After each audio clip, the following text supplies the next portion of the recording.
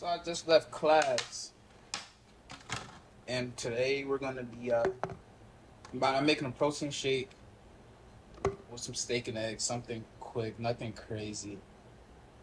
Um, I should wash these strawberries actually. It's test week for me, so I gotta make sure I'm prepared. You do all the front work, you do all the crazy work up front, and then towards the end, it's just like a lot of review and a lot of a lot of the areas that you're weak at. You just focus on that the most. But today we're going to be talking about subtle movements. Now, subtle movements is it could be body language, it could be ambiguous language. We're going to go off the first one, body language. Body language could be anything. You could be talking to someone and you know what people say is cheap, but how they move and how they act, their actions speak louder than their words. So, if somebody tells you something but yet their body language or how the way they act says different. How the way someone acts more resonates with how they actually feel rather than them just telling you how they feel. Now, this could be anything. Like, this could be, for example, a super direct body language would be somebody rolling their eyes at you. That's very clear cut. They probably don't agree with something that you said, or they probably just don't like you or something like that. That's a very direct. Everyone kind of knows what an eye roll is. Another one would be something as subtle as if you're talking to someone. A lot of girls do this. They go like this, or like they while you're talking to them, or they go like this or something. That's very direct body language. Another direct but subtle body language is if someone's talking to you but they're not looking at you. You're not getting no eye contact while you're talking to somebody. That's like another direct, subtle body language. A lot of eye contact indicates engagement towards you and that person. Me having eye contact with the camera is indicating engagement between me and you guys watching the videos. So I say another one would be somebody's body movement. Example, I remember I was talking to this girl one time. She was sitting down. She was doing her work sitting this way, and I was facing her. So it's like I'm facing this way, and she's facing this way. First, she takes her headphones off. She takes her headphones off, and she places them on the table. Now, her putting her headphones on the table could indicate a few things. One, it could be all right. She wants to engage in a longer conversation. Therefore, she's going to put her headphones to the side and then carry out the conversation. Or it could just be, I mean, honestly, that's how I interpret it. I don't know about you guys. um, Another indication would be she fixed her seat to face me.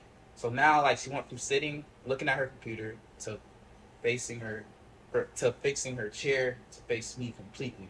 Of course, the things she said also plays a role. We were in a very good professional conversation. And she said some really thoughtful things in terms of the context of our conversation. So, it just made for a better conversation. So, the word ambiguous means room for multiple interpretation, meaning there's not one answer, there's not one interpretation, there's not one absolute concrete meaning of a message. So when you leave room for interpretation, however you take the message is based on you. That's what ambiguous means. So when someone uses ambiguous language, they could be disrespecting you, but the way they say it could sound not disrespectful, but you would never know the intended meaning of that person.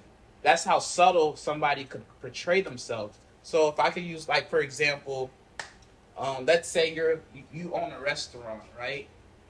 And someone comes in Monday, Tuesday, Wednesday, Thursday.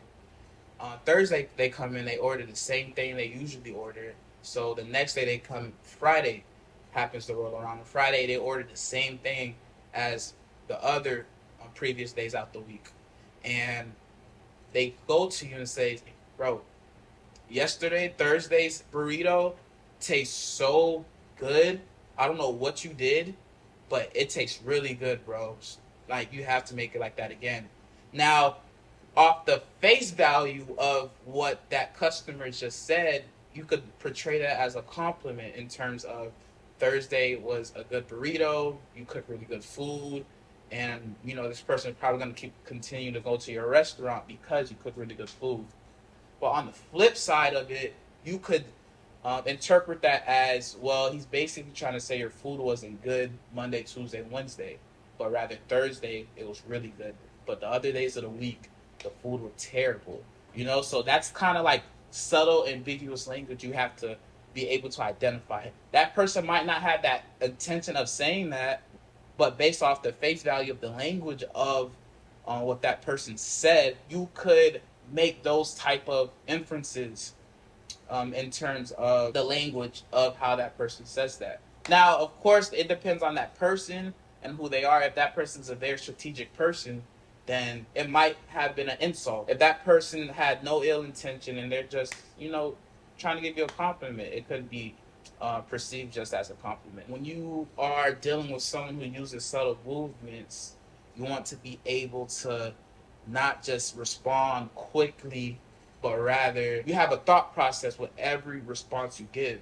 So that means, for me, example, when I have friends, a lot of people like to rehearse in their head things that they are about to tell you.